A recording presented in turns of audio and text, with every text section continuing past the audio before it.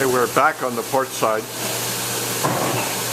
and we remove this plank, and we'll replace this section.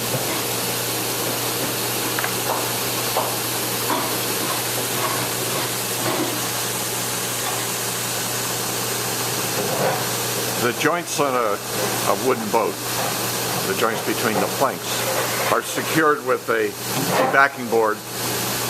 Typically mahogany, sometimes plywood.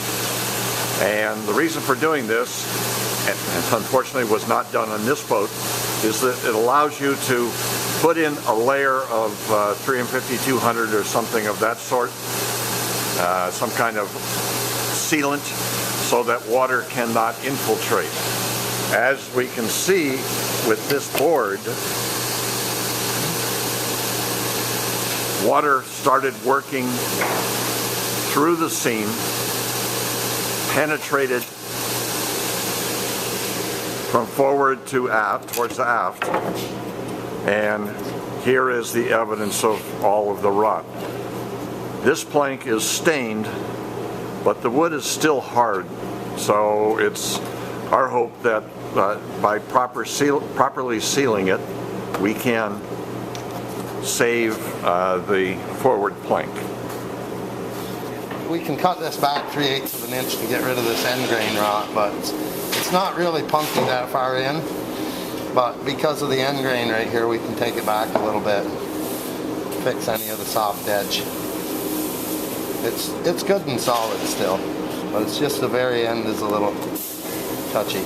But it's pretty clear, John, that it's heavily, but a lot of water from that discoloration. Right. Water's been right in that joint for a long time. Water's been sitting in there, but it must be something that was allowing it to come down through the top.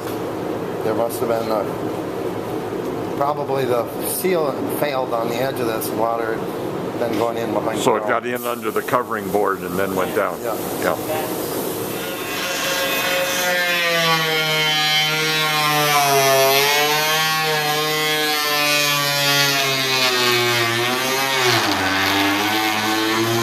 Determined that we have to remove the last 3/8 of an inch of this forward plank. It's just too soft and funky. Would never hold varnish. And if any water got in behind it, it would just rot away in no time.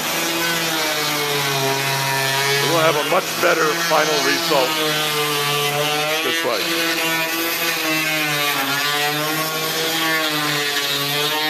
I'm not trying to market it, but I have to say this, the fine multi-master tool, and we have two of them in the shop, is running all the time. We are just amazed at how many applications we have for it. It's fantastic for cutting cured 3M-5200, for example. There we go. Now we're ready to replace the port plank.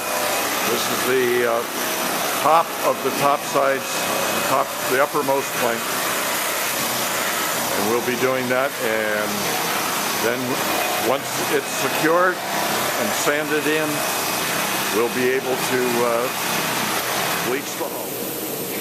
We're now on the starboard side, where an old patch that unfortunately landed on this frame had to necessarily rotted out, because when you land a seam on a frame, you cannot properly waterproof it.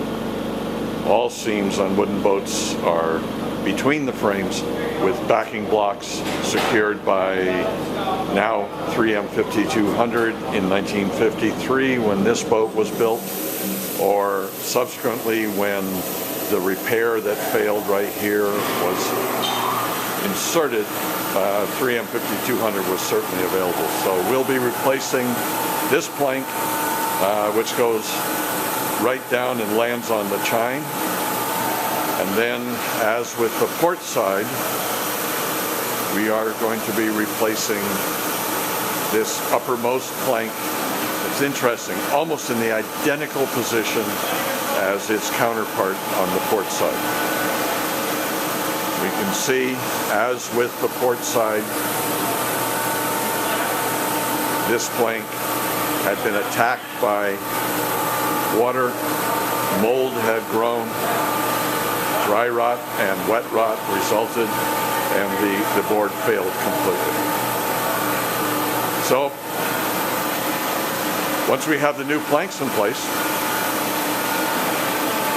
we'll be able to finish our initial sanding. We don't go beyond 80 grit, and then we will bleach the entirety of the top sides and the transom and be ready for staining and CPES, and then ultimately varnish.